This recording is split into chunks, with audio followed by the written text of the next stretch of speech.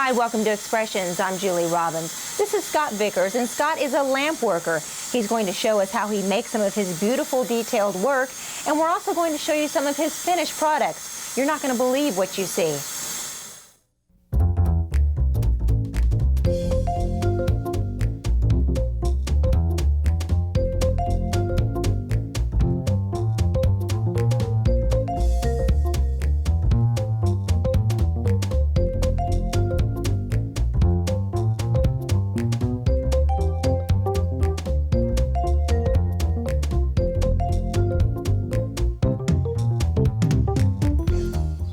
Our guest today is Scott Vickers. Scott, thank you so much for being with us today. We appreciate it. And what you do is called lamp working, and we have some examples here to show people. But first of all, explain what lamp working is and how you got involved in it.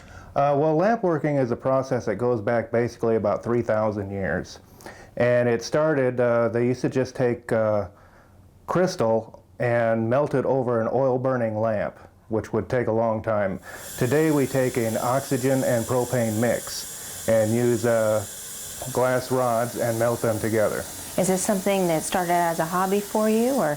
Yes, it did. I had a friend that used to do this, and he used to just make, little hummingbirds and things like that. And I was over at his house one day, and he asked me if I wanted to try and make a hummingbird, and I tried it, and I wasn't very good at it. And I just fell in love with it. He gave me the people to contact. I went the next day and bought all the equipment. And I've been doing it ever since. Fell in love immediately then? Yes, I did. Wow. Now, how long have you been doing this? About 8 years now. Beautiful work here. I'm going to let you start at the end of the table and describe your pieces to us. Okay, well, this is just a little bird, and it's mounted on manzanita wood, and I get the wood out of Southern California. Okay. Then I have the northern pike, which I did, and these are all done freehand. I don't use any molds whatsoever. Then you can get into the larger pieces, which would be the ram with the trees, and I did that in a clear. If you notice on some of these items, I've done some coloring. Like on the angelfish here, I've used a light green. I did it in the clear. Then I came back and did a light green on it and fired that into the glass, and then came back with a black and fired that into the glass. So what are the most difficult pieces for you? The larger that you get, the more difficult they are. You have to use a higher gas and a larger glass. Like in the scuba diver here, the first thing that I make are the fins. Oh. And then the next thing that I make will be the tank and the hose separately. And then I'll keep them hot in a small little kiln. Then I will start making the body, and where I start on the body would be on the rear end here. And I'll just create a big ball on the end of a glass, and then I'll take another rod, and I'll make one thigh, then I'll make the other thigh, then I do the calves, and then I'll connect another rod down here, and then I'll start working on the main body up here, the torso. And I'll just create a large ball here, melting the glass down into the bottom part of him, and then I'll turn it upside down and let gravity pull the torso down. And then I will add the head, and that is just another big ball. And then I'll take another rod and string out the arms on it, and then when I have the main body done, I will pull the other parts out of the kiln and I'll start attaching them, fusing them together. So it's a step-by-step, piece-by-piece process. Yes. Then. Now, do you have more than two hands that we don't know about here? No. How do you do that? All these things you're holding. It just takes a little practice. Yeah, getting it all together. I want to talk about this piece right here, especially the flamingo and this piece, the color. The dogwood? Yeah. Okay, well that's a process called gold fuming. I'll do it in the clear, then I'll come back and I'll take 22 karat gold, and I'll hold the main part back away from the flame, and I'll put the gold in to the flame. And the force of the flame will melt the gold, and the force will shoot it towards the glass, and the fumes from the gold will turn the glass pink. How beautiful. And this one has a little bit of the pink, but not quite as much, right? Right. Well, this is done the same way. It's the gold fuming, but in this, all I did was use an acid and etch the glass, which frosted it. This is how it looks normally. And this larger piece here, Wow, you did great with these ducks. Well, What, do you thank just you. look at a book or from your memory? or Well, what? that is basically from memory. Scott, this piece is absolutely fabulous, the lionfish, and you said that's one of your more popular pieces? Yes, it I is. can see why. Now, how do you do that one? How do you start it? Well, basically that started the same way. I use a rod of glass and I'll melt it down into a large ball. And then I'll turn it upside down, and I have a pair of spoons that I have welded together on a pliers that are cup shaped. And as the glass starts drooping from the gravity, I'll put it in there and I'll clamp it. And that will basically just form an oval. And then I start using the torch and gravity. Gravity is basically my best tool. And I'll let gravity draw it all down, the main body. And then I start doing all the detail work. As you can see, the things like the scaling on that, once I get the main body made, I take the end of a vice grip that you tighten it down with, and I roll that across the hot glass, and it gives me the scale effect. Oh, man. Now, the first thing I make on that are all the fins. And once I get the main body done, I come back and start doing all the attachment. Okay, let's talk about this jaguar here. Beautiful piece. Well, thank you. Now, how can you make a body just so lifelike? I mean, you can see his muscles. You can see how he's walking there. Well, it's taken me a long time. I'll have to add glass to it after I make a certain area. Like the legs, I'll draw a leg, it won't be right, so I'll take another rod of glass and I'll add a little glass to it to create that muscle. Oh, okay. All right. But with glass, you know, it's not like art where you can erase or you take your time. You have to work quickly. Yes, you do. You basically get one shot at it. Yeah. Well, your one shots are great. Well, thank you. Okay, let's talk about this other piece of fish over here that has the color in The it. little darter, that's got a different type of stain on it. Like in the lionfish and stuff, that is fired on. This is just a glass stain that you paint on. And you can see it's got blues, yellows, oranges, turquoise in it, and it's called a darter. And I've done the same thing with the flame angelfish here. This is an orange luster, basically the same as this, and then I do the fire on black. And you have a catfish over there? Yeah, I do a lot of catfishing, so I thought Well, I I've would try noticed to you like make the one. fish here. Yeah. That's my theme, I guess. I do enjoy catfishing. I'm not very good at it, but... Well, you're good at making them. Well, thank you. The eagles. Oh, I just love that. The first thing that I make on the eagle here are the wings. I'll make that. I'll make this part here first. I'll create a ball and then I'll flatten it out, and then I start using other glass to do all the feather work. And then I'll put them in a kiln to keep them hot while I start working on the main body. And that again is just taking rods of glass, melting it into a ball, and then pulling it out and stringing it.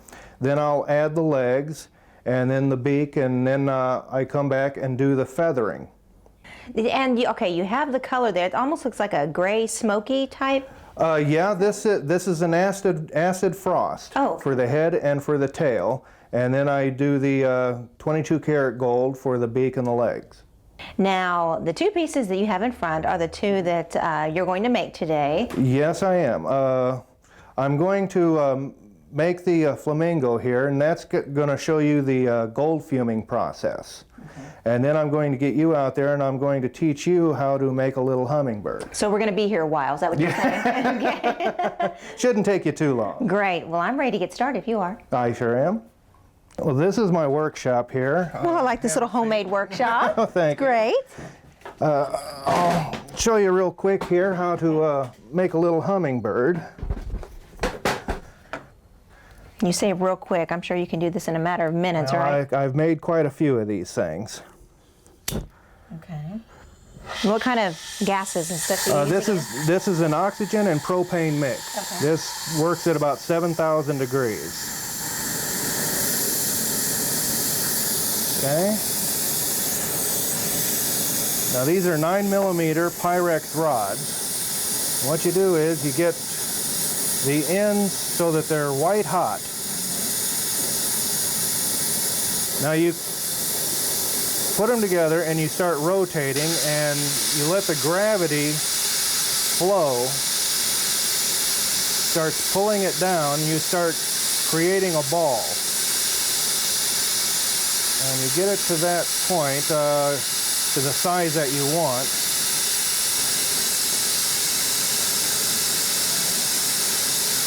And you just pull it and you hold it for a little bit to let it harden. Okay, it starts setting up pretty quick. Now the hardening, is that when it's cooling then? Yeah. Now what I'm doing here is I'm turning it the opposite way, and I'm letting gravity roll the head back over.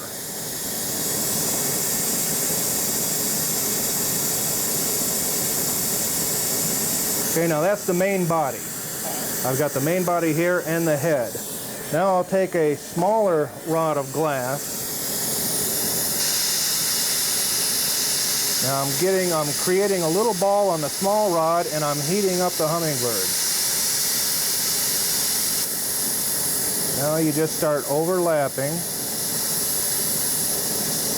Then you pull it out of the flame and string it out. With a wing? That creates one wing there.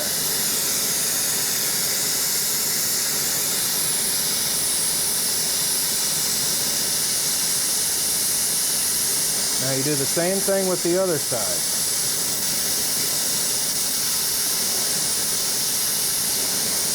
If you notice, I'm just keeping the one rod of glass in the flame. Yeah, because you don't want to melt the hummingbird, right? Right. That creates the other wing. Now we've got the main body with the wing. Now to do the beak, you simply get both ends hot, connect them, pull it out, and let it harden.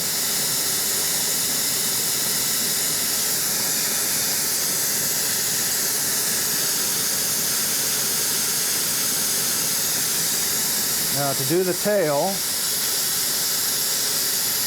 simply rotate it, and what you're doing is you're going to burn off the glass. Do it till it's white hot, then you start pulling. Now you take your needle nose. That's one thing about when you're working with a piece of glass and you're using a tool, you really have to heat up the end of the tool, because if it touches the glass when it's cold, it will shatter the glass. So you've got to heat it up just a little bit.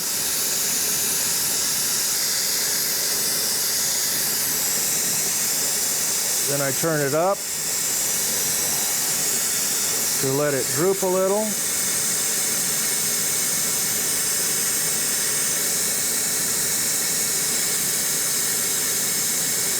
And you pull, and there's a hummingbird. Oh, wow. Scott, let's skip me making the hummingbird, because I don't think we have enough time for that. Okay. Let's show you making something else. What would you like to make? Okay, well, why don't I just go ahead and make one of these flamingos for you? Okay. You start out with the rods? Start out with the rods. And basically the same way that I start everything is by creating the ball. Are you going to use this whole rod right here? I'm going to use quite a bit of it. Oh, wow. Again, you're trying to get the ends white hot so that they just bond together. And now I start the melting process. Now what I'm creating here is the main body.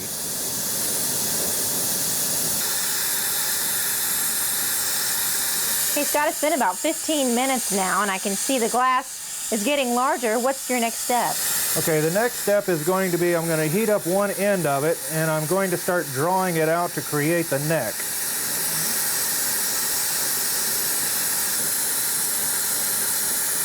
You've got to work it back and forth.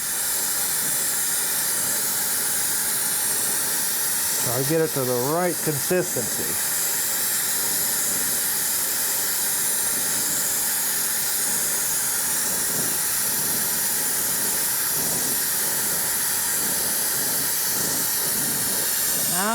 we go.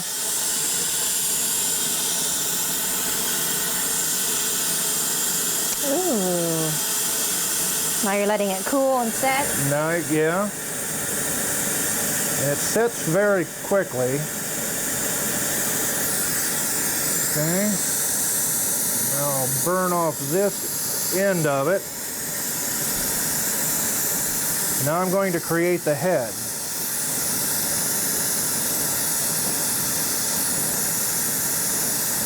What I'm doing here is just melting the end of it and letting gravity draw the glass down.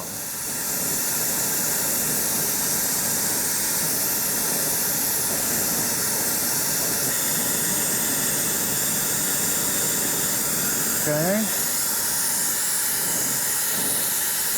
What I'm going to do is create the back feathers of it. Like this, I just melt the glass and push.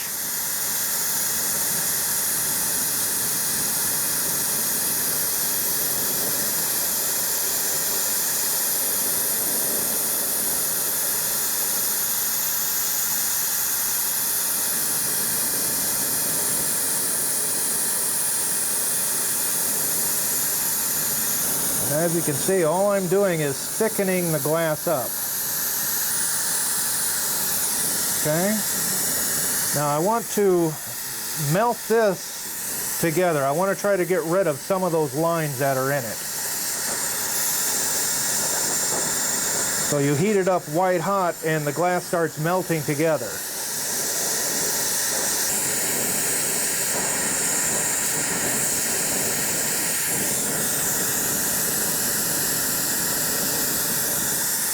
And now you just lightly start heating little areas, and you just use the knife to score it real quick.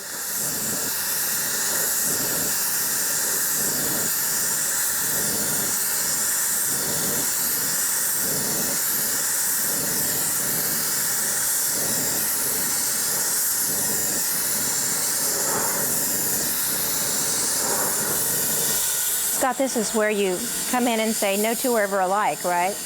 You just make them all. Yeah, doing each piece by hand, that way everybody's getting an original piece.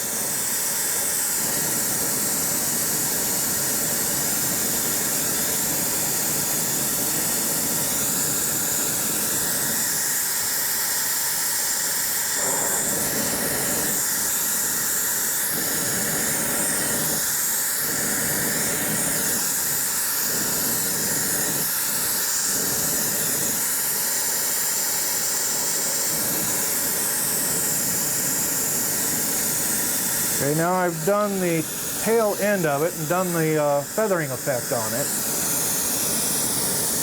Now you want to start creating the upper feathers, the blown out look. So you add more glass? I'll add more glass, and what I'll do there is I will heat up an area white hot, I'll string it, and then I'll pull it out.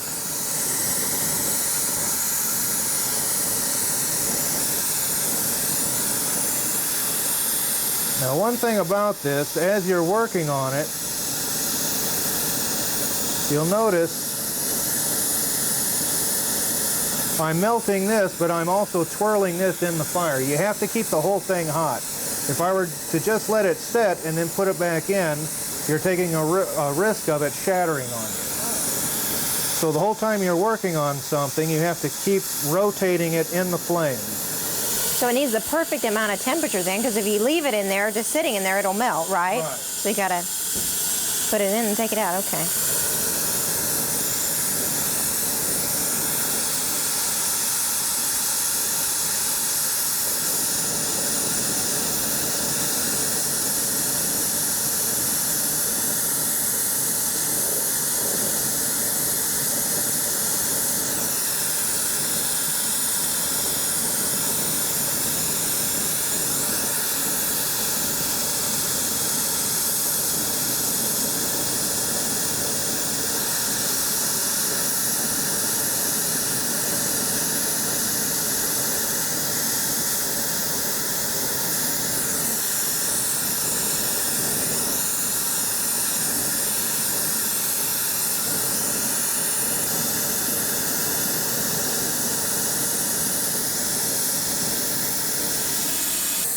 So Scott, do you have any idea how many feathers you put on that?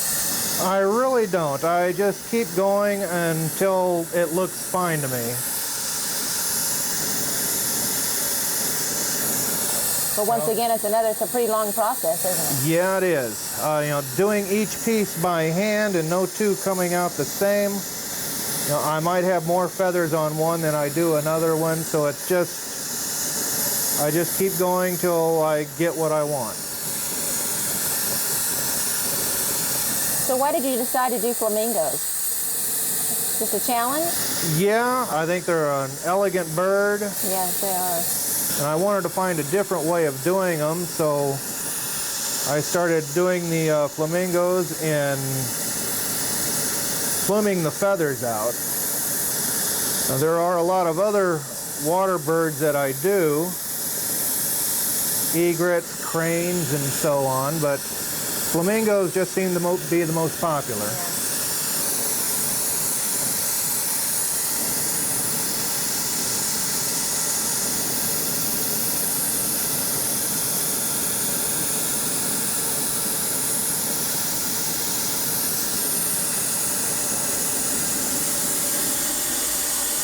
Okay, Scott, what's the next step? Okay, well, the next step that I'm going to do is I'm going to add the beak. Okay, like this one right here? Uh-huh. And tell me, how do you do that? Because that kind of comes to a point. Yeah, it does. Now, I've got to keep the main body hot while I start melting the large piece of glass here. Then I'll melt the head. Just the end of it. Get it white hot. I'll touch the bottom of the head first, and then I move it to the top, and then I string it out, and I have to hold it. Now I have to let that harden. Make sure everything's lined up. Then I start burning above the bent part of a beak.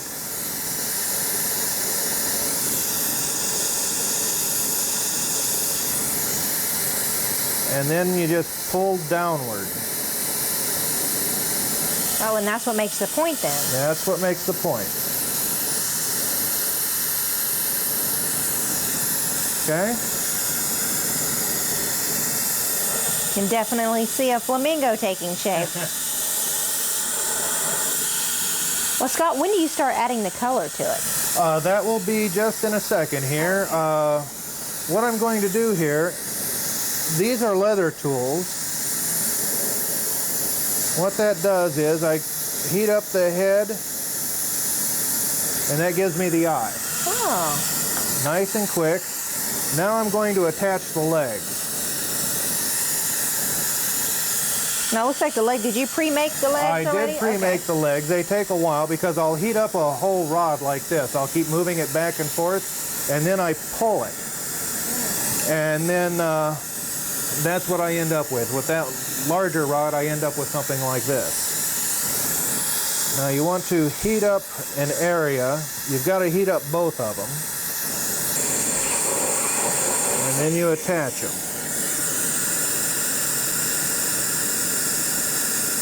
Now you have to let that harden. If you try to do it too soon, everything's going to start slumping on you. You visually line it up. Now this one you're going to notice is a little shorter. This is going to be the bent leg.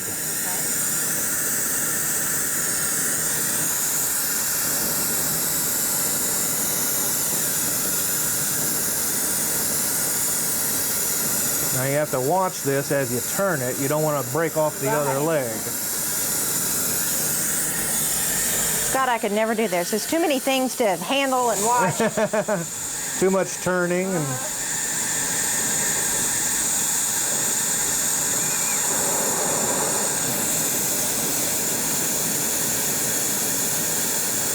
And now you've got to hold that.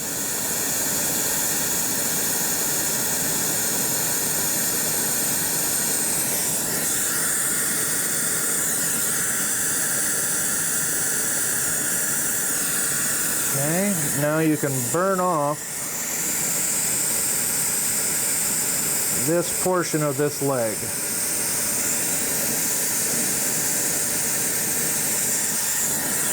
Okay, now the next process that we're going to use, I'm going to make the tail.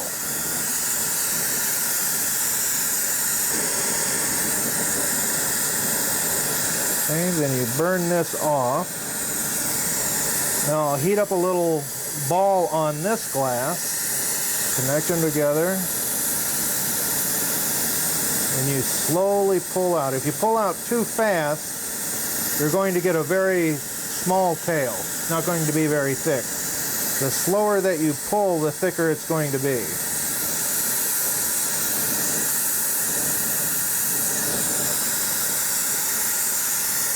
Okay, then I do a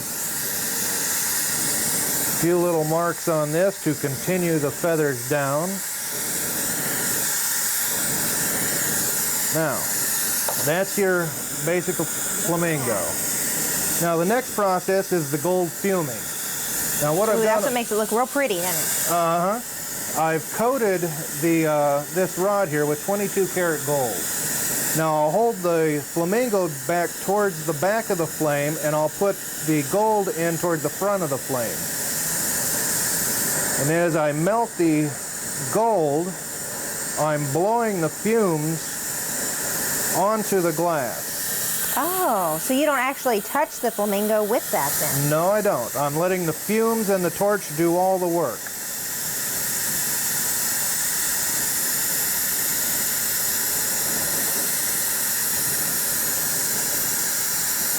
Now you've got to keep rotating both pieces.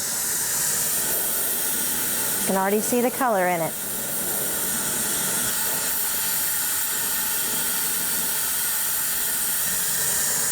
And okay. There you have a finished piece. Oh, wow, how beautiful. Thank you. Then I'll go back and I'll use the stains to do the blacking on there. I will add this leg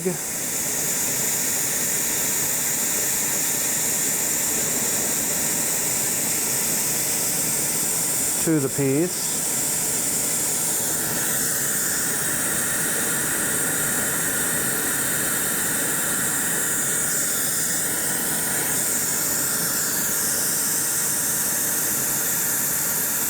And then to make a little foot on the other one, I just heat it up, fold it over, and draw it out. Well, Scott, that is gorgeous. What is the last step? Well, the last step is going to be the heat treating. And with that, I put it in the kiln, and I'll fire it for about 36 hours. Oh, wow. And that will temper the glass. And then you'll have your finished product there. Yeah, well, yeah, then I come back and I do the acid etching, which will give me the frosted look.